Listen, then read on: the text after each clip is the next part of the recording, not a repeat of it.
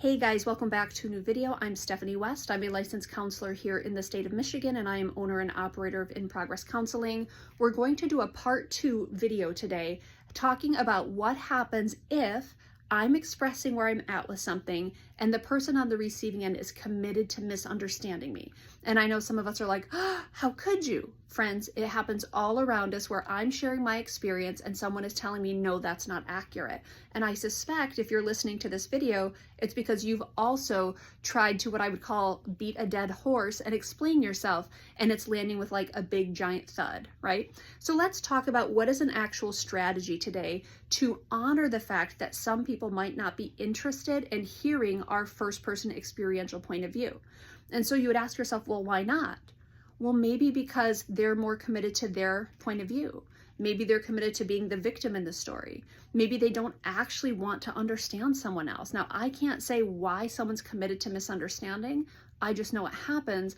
And even in a biblical framework, we can go into the Proverbs and it says, don't cast your pearls before swine, because there are swine among us who don't want to hear wisdom. They don't want to hear truth. They don't want to hear an invitation to knowing what's going on with someone else.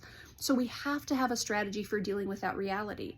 And I mentioned this in the last video, clinically, that is a place where many people get in trouble because they'll come in and they'll be like, I don't get it. I explained it again and again and again, and they didn't want to understand it. And the question is, okay, why did you keep explaining it? Why couldn't we set it down and walk away?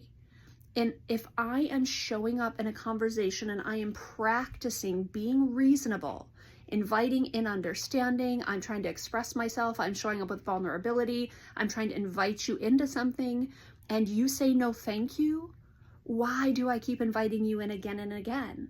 At some point, I'm the common denominator. That's the problem there. So one of my favorite little quips said, the nature of the bee is to sting. You don't get ticked off when you get stung by a bee. It's in its nature. If I'm dealing with someone whose nature is to be dismissive or minimizing or discrediting me or telling me why I'm wrong about my own experience, that's probably not someone I should continue to spend a lot of time with. And so the strategy is, how do I go about putting that conversation aside? How do I go about setting down my expectation that they have to understand me? Because what if they don't want to? And a lot of times we don't want to ask that question, but there are people committed to misunderstanding us. And so what we have to work on is understanding, I'm going to show up with reasonable skills. I'm going to invite you in. I'm going to be kind of in the mire and the discomfort of communication. And when someone says no thank you, my job is to believe them. My job is to set the conversation down and say they're committed to being unreasonable. Now, I'm not going to yell that at them. You're so committed to being unreasonable. But I'm going to know in my mind, they don't want to hear me. They don't want to find common ground. They don't want to sort through this. They need to be right. They need me to be the villain. They need to be the victim. When that's the dynamic at play, I have to believe them. And chances are I have to grieve, because it wouldn't bother me if it weren't someone up close to me, right?